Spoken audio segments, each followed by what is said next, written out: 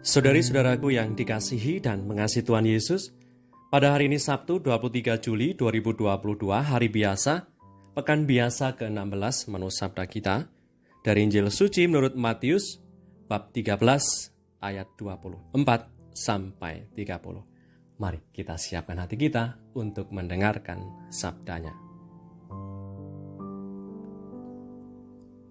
Sekali peristiwa, Yesus membentangkan suatu perumpamaan lain lagi kepada mereka, katanya. Hal kerajaan surga itu seumpama orang yang menaburkan benih yang baik di ladangnya. Tetapi pada waktu semua orang tidur, datanglah musuhnya menaburkan benih lalang di antara gandum itu lalu pergi. Ketika gandum itu tumbuh dan mulai berbulir, nampak jugalah lalang itu. Maka datanglah hamba-hamba tuan ladang itu kepadanya dan berkata, "Tuan, bukankah benih baik yang Tuan taburkan di ladang Tuan? Dari manakah lalang itu?" Jawab tuan itu, "Seorang musuh yang melakukannya." Lalu berkatalah hamba-hamba itu kepadanya, "Jadi, maukah Tuan supaya kami pergi mencabut lalang itu?" Tetapi ia berkata, "Jangan, sebab mungkin gandum itu ikut tercabut pada waktu kamu mencabut lalang itu.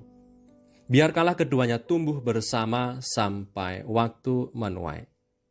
Pada waktu itu, aku akan berkata kepada para penuai, kumpulkanlah dahulu lalang itu, dan ikatlah berberkas-berkas untuk dibakar. Kemudian kumpulkanlah gandum itu ke dalam lumbungku." Demikianlah sabda Tuhan, terpujilah Kristus.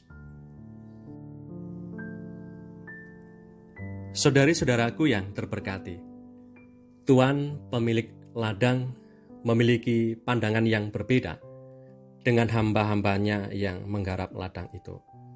Hamba-hamba dari Tuan pemilik ladang ingin segera saja mencabuti lalang yang tumbuh di antara gandum, supaya gandum tumbuh sempurna. Akan tetapi, Tuan pemilik ladang itu menginginkan supaya keduanya dibiarkan tumbuh sampai musim panen tiba. Saat menuai menjadi saat mengumpulkan gandum-gandum dan membakar lalang-lalang yang ada itu. Ladang yang dimaksudkan adalah masing-masing kita yang percaya kepada Tuhan. Tuhan Yesus sudah memulai pekerjaannya karena telah dan selalu meneburkan benih sabdanya. Sehingga perumpamaan ini mengajak kita untuk melihat ke kedalaman diri sendiri yang senyatanya ada sisi gandum, ada sisi lalang yang mengganggu tiap diri kita dalam tumbuh kembangnya diri kita.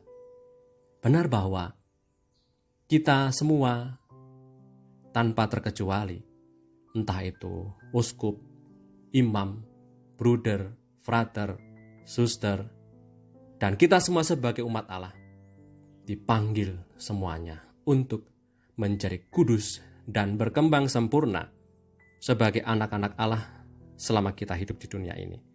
Namun, kita juga harus menerima bahwa dosa akan selalu menjadi bagian hidup kita.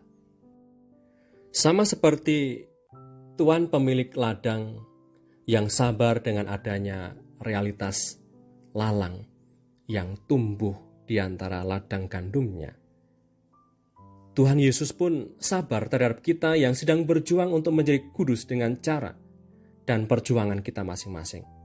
Maka kita pun perlu bersabar dengan diri kita sendiri yang mau berjuang memilah dan memilih cara hidup yang baik, dan sabar juga dengan perjuangan sesama kita dalam memilah dan memilih cara hidup yang baik dan berkenan di hadapan Tuhan.